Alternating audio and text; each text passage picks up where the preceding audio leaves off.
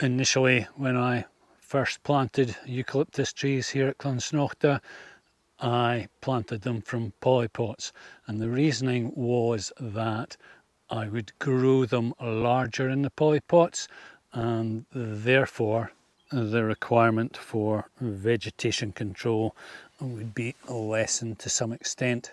So all of these Viminalis were planted from trees that I firstly potted into, I think they were 2-litre plastic pots, and then into 12-litre polypots. And the growing medium in the polypots was a mixture of riddled topsoil and cow manure. There will always be localised conditions which will affect the growth rates and health of your trees. This is a nitens that I planted as a replacement for one of the Viminalis that didn't survive the beast from the east storm in 2018. So it's been in the ground around 5 years, and I'd say it's probably 5-6 metres tall. Whereas the best of these nitens behind me here, which were from the very same batch, are around 10 metres tall. I'd say my strategy of growing them on in polypots has been successful. This guinea hedge was also grown from polypot trees.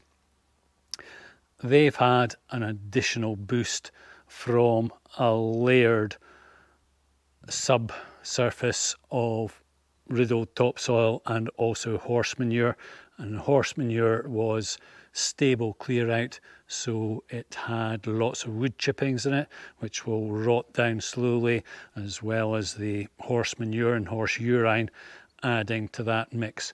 So these are very healthy and very vigorous.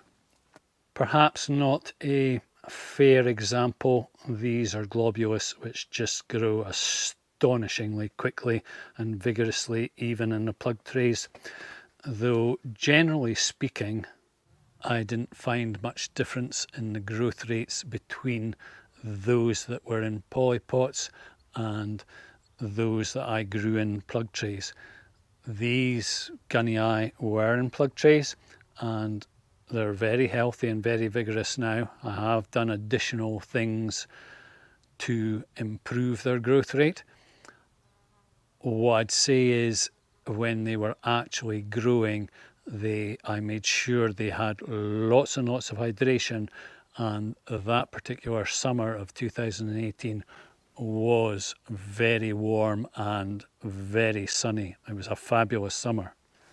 I love the colour scheme of these Eucalyptus perenniana, beautiful turquoise. What else have I done to improve the soil conditions here and therefore the growth and health and vigour of my eucalyptus trees and trees in general? This is milk kefir, and I used milk kefir to improve soil quality here. It's a fungus, and I'm convinced that it encouraged and nurtured the other fungi mycorrhizal in the soil.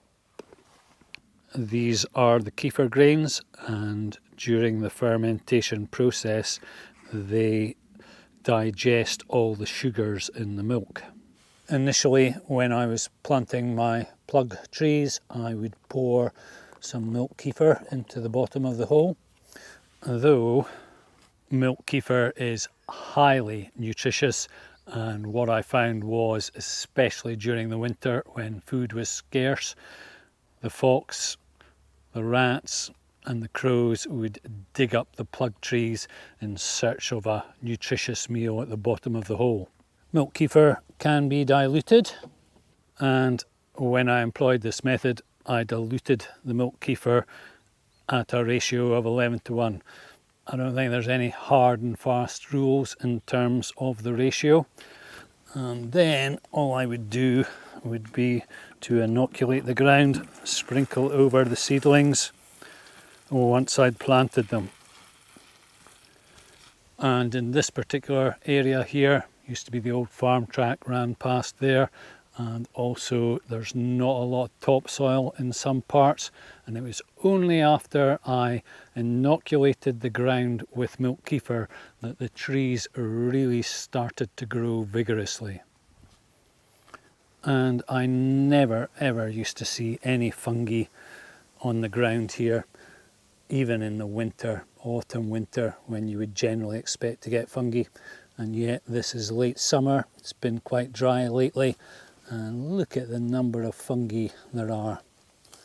And I always think that a good indicator of the quality of your soil is the amount of fungi you have growing. I'm still a huge fan of inoculating the soil with milk kefir. The increase in the number of mushrooms and therefore the associated mycorrhizal and mycelium is evidence that it's having a beneficial impact. Another factor that I think has improved the soil quality here and therefore the health of my trees is I don't use chemicals at all, either herbicides or pesticides. Neither do I use any artificial fertilizers.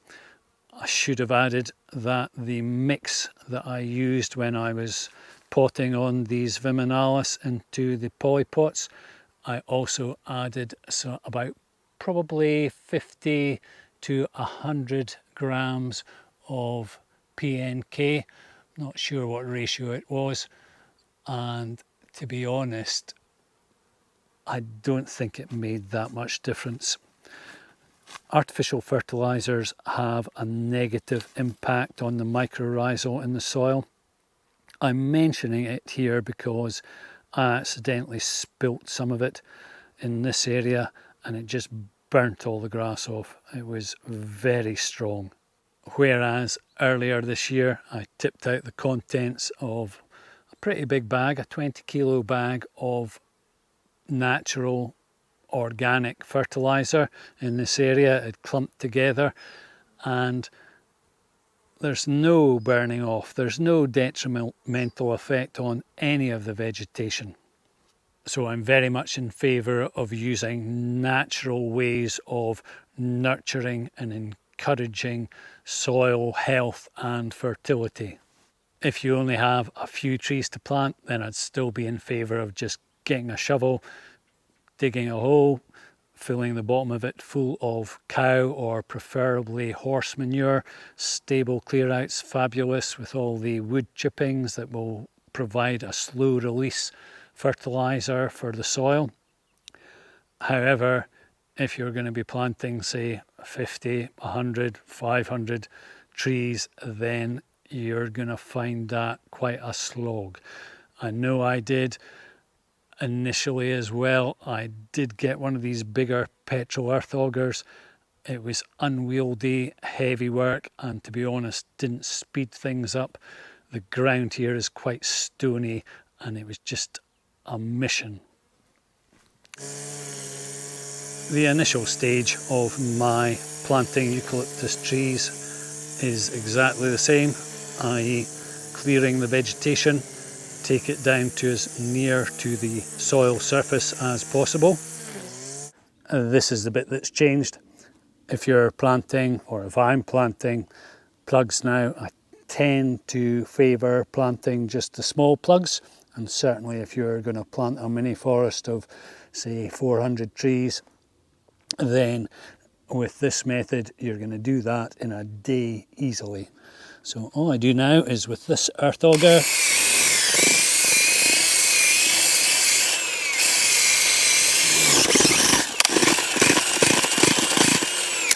I drill a hole deep enough so that when I put the plug in and push it down, the top of the plug is perhaps 40, 50 millimeters below the surface, and what that means is if it's blowing around in a gale, it's got some support. You won't need to stake it. As I say, the soil here is very fertile, in very good condition now, though If you feel the need, then you can pop a few pellets of organic poultry manure in the bottom of the plug and then pop the seedling in. This is a large plug. It's Eucalyptus globulus, and as I said, Eucalyptus globulus just grows so quickly. They're perhaps not the most frost hardy, -6 for short periods. Anyway, if you're going to plant a large plug, then my technique is slightly different. Firstly, a larger earth auger bit.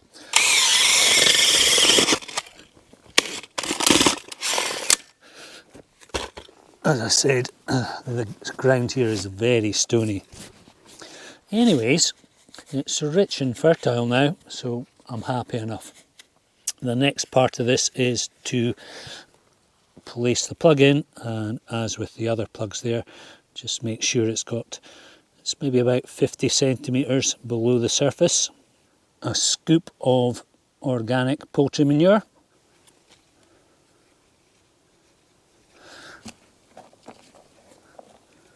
Then fill in around it with the compost. Or if the soil's nice and light and thin, which it does seem to be here, then I'd prefer that. I feel that the soil has micronutrients that you're not going to get with compost, even if you fertilise it. And that's that. This is the beginning of September, and already the vegetation, the growth in the grass and in the weeds, so-called weeds, is starting to slow down. These globulus, this particular globulus here is it's a large plug, and it's already probably large enough to outpace any vegetation. However, I am going to give it a mulch around with the grass cuttings. This is my preferred method now. It's organic, and besides excluding the light and suppressing any vegetation growth, it also keeps in any moisture. So if we do have a dry spell, then you want to try and keep as much moisture in the soil as possible. I showed you earlier on pouring some milk kefir into this hole and cautioned that the foxes, etc., would try and dig it up, and sure enough, as you can see there, the fox has been in amongst it and tried to dig out what it thought was a nutritious meal at the bottom there.